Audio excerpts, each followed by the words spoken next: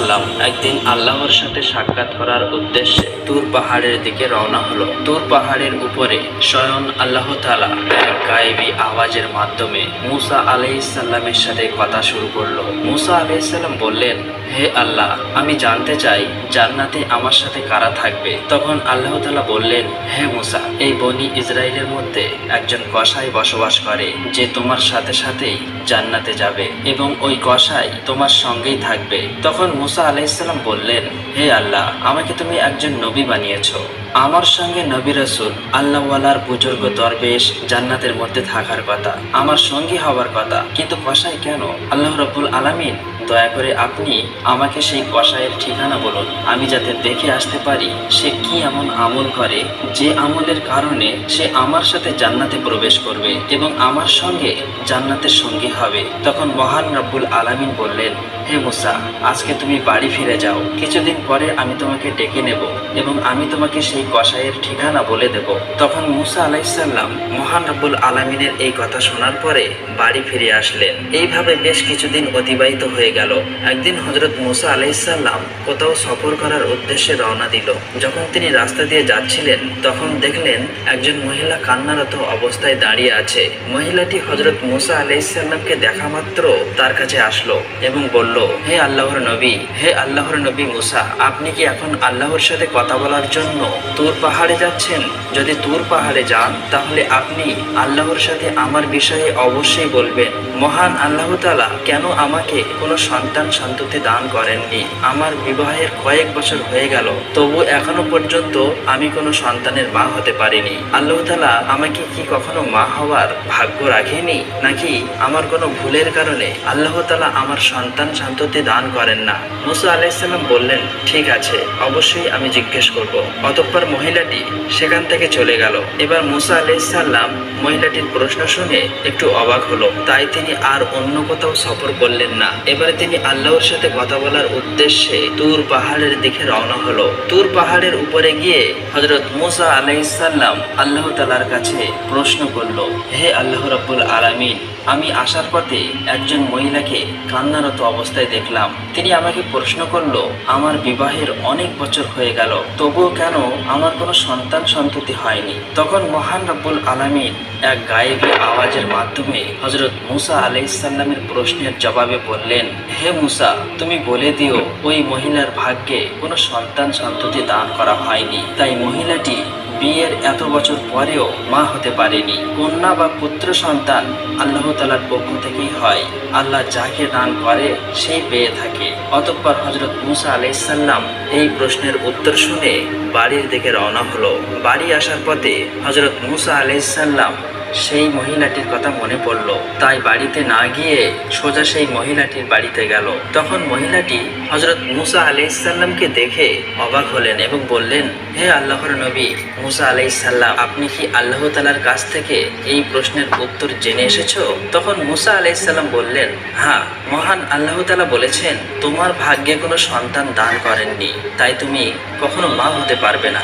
এই কথা শোনার পর মহিলাটির চোখ অশ্রু জলে ভরে গেল এবং জোরে জোরে ক্রন্দন করতে লাগলো। অতঃপর হযরত মুসা আলাইহিসসালাম সেখান থেকে চলে আসলেন। এই ঘটনার কিছুদিন পর একজন আল্লাহওয়ালার বুজুর্গ ফকির ওই মহিলাটির বাড়ি গেল এবং বলল, বাড়িতে কি কেউ আছেন? আমি একজন ফকির, অনেক দিন থেকে কিছু খাইনি, আমার খুব খিদে পেয়েছে, দয়া করে আল্লাহর রাস্তে আমাকে কিছু খাবার দান করুন, নিশ্চয়ই আল্লাহ তাআলা তোমার নিয়ত পূর্ণ করবে। অতঃপর মহিলাটি ফকিরের এই কথা শুনে তার ঘরে আসতে দিল এবং ফকিরকে 4টি রুটি খেতে দিল। তখন মহিলাটি বলল, আপনি তো আল্লাহর ফকির, আপনি একটু আল্লাহর কাছে আমার জন্য দোয়া করবেন। আল্লাহ তাআলা আমাকে কোনো সন্তান দান করেননি, আল্লাহ তাআলা যেন আমাকে সন্তান দান করেন। অতঃপর ফকিরটি রুটি খাবার পরে দোয়া করে সেখান থেকে চলে গেল। এদিকে এই ঘটনার প্রায় কিছু বছর হয়ে গেল। একদিন হঠাৎ হযরত মুসা আলাইহিসসালাম আবারও কোথাও সফর করছিলেন। হযরত মুসা আলাইহিসসালাম ওই মহিলাটির বাড়ির কাছ থেকে যাচ্ছিলেন। তখন হযরত মুসা আলাইহিসসালামের ওই মহিলার কথা মনে পড়ে গেল। এবার হযরত মুসা আলাইহিসসালাম তার বাড়ির কাছে গিয়ে দেখলো ওই মহিলাটি ছোট্ট সন্তান নিয়ে মনের আনন্দে খেলা করছে। মহিলাটি হযরত মুসা আলাইহিসসালামকে দেখে বাইরে চলে আসলো এবং বলল, হে আল্লাহর নবী মুসা আলাইহিসসালাম, আপনি তো বলেছিলেন আল্লাহ তাআলা আমাকে কোনো সন্তান দান করবে না, আমার ভাগ্যে তা লেখা হয়নি, কিন্তু আল্লাহ তাআলা তো আমার একটা সন্তান দান করেছে। এটা শুনে হযরত মুসা আলাইহিসসালাম একটু অবাক হলেন এবং এই প্রশ্নের উত্তর জানার জন্য হযরত মুসা আলাইহিসসালাম তুর পাহাড়ের দিকে রওনা হলো। তুর পাহাড়ের উপরে গিয়ে হযরত মুসা আলাইহিসসালাম আল্লাহকে জিজ্ঞেস করলেন, হে আল্লাহ রাব্বুল আলামিন, আপনি তো বলেছিলেন ওই মহিলার ভাগ্যে কোনো সন্তান লেখা হয়নি, ওই মহিলার কোনো সন্তান হবে না, কিন্তু আজ আসার সময় দেখলাম ওই মহিলার সন্তান রয়েছে এবং সে তাকে পেয়ে খুব খুশি হয়েছে। এই ব্যাপারটি আমি বুঝতে পারিনি। অতঃপর মহান রব্বুল আলামিন এক গায়েবী আওয়াজের মাধ্যমে এই প্রশ্নের উত্তরে বললেন, হে মুসা, তুমি এই প্রশ্নের উত্তর জানতে চাও, তাহলে একটি থালায় মানুষের মাংস নিয়ে এসো, তারপর এই প্রশ্নের জবাব পাবে। তখন হযরত মুসা আলাইহিসসালাম মহান আল্লাহ তাআলার এই হুকুম পাওয়ার পর একটি থালা ও একটি ছুরি নিয়ে সমস্ত লোকের কাছে এসে বলল, হে আমার কওমের লোকেরা, মহান আল্লাহ তাআলা বলেছেন মানুষের শরীরের মাংস নিয়ে যেতে। আপনাদের মধ্যে এমন কি কেউ আছেন যে এই থালায় নিজের শরীরের মাংস কেটে দেবে? কিন্তু হযরত মুসা আলাইহিসসালামের এই কথাই কেউ রাজি হলো না। অতঃপর সবাই সেখান থেকে একে একে চলে গেল। তখন হযরত মুসা আলাইহিসসালাম অত্যন্ত চিন্তিত এবং পেরেশানি হয়ে এদিক ওদিক ঘুরছিল। হযরত মুসা আলাইহিসসালাম যখন মানুষের মাংস না পেয়ে বাড়ির দিকে ফিরে যাচ্ছিলেন, তখন হঠাৎ একজন বুজুর্গ ফকির পিছন থেকে ডেকে বলল, হে আল্লাহর নবী মুসা, তোমার কি হয়েছে? তোমাকে এমন চিন্তিত এবং পেরেশানি দেখাচ্ছে কেন? তখন মুসা আলাইহিসসালাম সেই ফকিরের কাছে এসে বলল, মহান আল্লাহ রাব্বুল আলামিন আমাকে মানুষের শরীরের মাংস নিয়ে যেতে বলেছে, কিন্তু কোনো মানুষই নিজের শরীরের মাংস কেটে দিতে রাজি হলো না, বরং সবাই মুখ ফিরিয়ে চলে গেল।